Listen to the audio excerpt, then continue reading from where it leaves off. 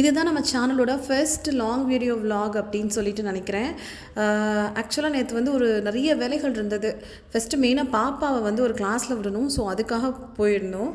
இது பார்த்திங்கன்னா இந்த செல்லூர் ரோடுங்க. மதுரைக்காரங்க எல்லாருக்குமே தெரியும். இந்த பிரம்பு மூங்கில் இதில் செய்கிற எல்லா வகையான கைவினை பொருட்களும் இந்த ரோட்டில் கிடைக்கும். இங்கே நிறைய கடைகள் இருக்கும். இந்த மூங்கில் ஊஞ்சல், மூங்கில் நாற்காலி இது மாதிரிலாம் கிடைக்கும்.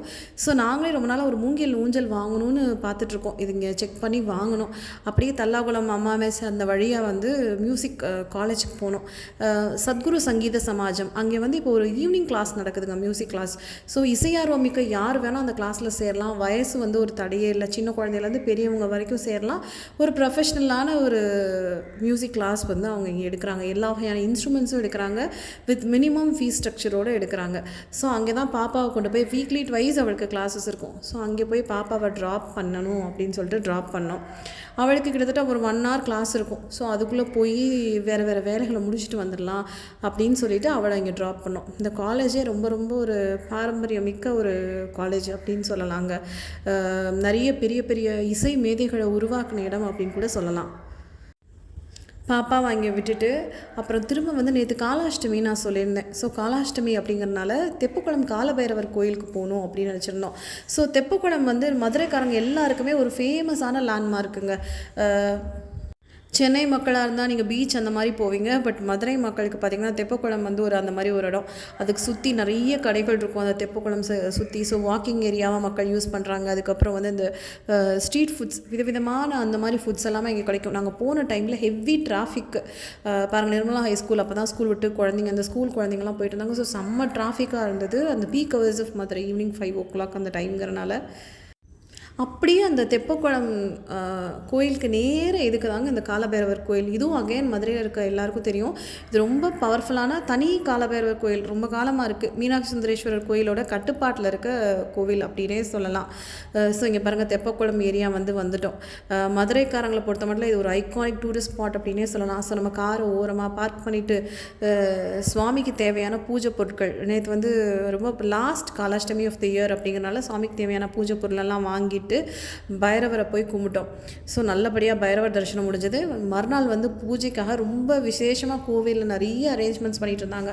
நம்ம அந்த சிம்பிளாக அந்த ரோட்டில் நின்னாலே சுவாமி வந்து தெரிவார். என்னென்னா மனுஷங்க மாதிரி அங்கே நாய்ங்க கூட ஒரு 2 செகண்ட் நின்று பார்த்துட்டு போகிறத நான் பார்த்துருக்கேன். அதே மாதிரி அப்புறம் அடுத்து நாங்கள் போன இடம் மீனாட்சி பஸார். ஸோ மீனாட்சி பஸாருக்கு ஏன் போனேன்னா என் ஃபோனில் டெம்பர் கிளாஸ் பயங்கரமாக டேமேஜ் ஆயிருந்தது. எனக்கு இந்த மாதிரி வேலைலாம் என் ஹஸ்பண்ட் தான் பண்ணி தருவார்.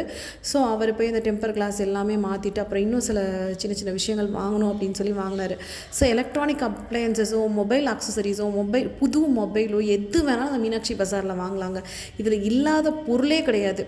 அதாவது ஒரு தடவை எங்கள் அப்பா வந்து டைட்டன்லேருந்து எனக்கு ஒரு வாட்ச் வாங்கி கொடுத்தாங்க. நான் அம்மாவோட போய் மீனாட்சி பஸாரில் ஒரு ஃபேன்சி வாட்ச் வாங்கினேன். ஆனால் கிட்டத்தட்ட இந்த வாட்ச் அவ்வளோ காலம் எனக்கு உழைச்சதுங்க. ஸோ நமக்கு அந்த லக்கு தான். இதுக்கு வந்து நமக்கு நல்ல பொருள் வந்து செட் ஆகிறது. ஸோ புது மொபைல்ஸ் கூட நிறைய பேர் இங்கே வாங்குவாங்க. பட்ஜெட் ஃப்ரெண்ட்லியாக எல்லாமே இருக்கும். ஆனால் நம்ம பார்த்து வாங்கணும். அந்த வீதி ஃபுல்லாமே அந்த மாதிரி கடைகளாக தான் இருக்கும்.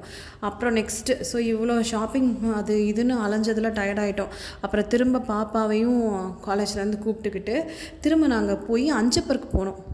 இதில் நான் காமிச்சிருக்கேன் அஞ்சப்பர் வந்து மாட்டுத்தாவணி அஞ்சப்பருக்கு வந்து நிறைய பிரான்ச்சஸ் இருக்குது. காலவாசல் அங்கே இங்கேன்னு சொல்லிட்டு.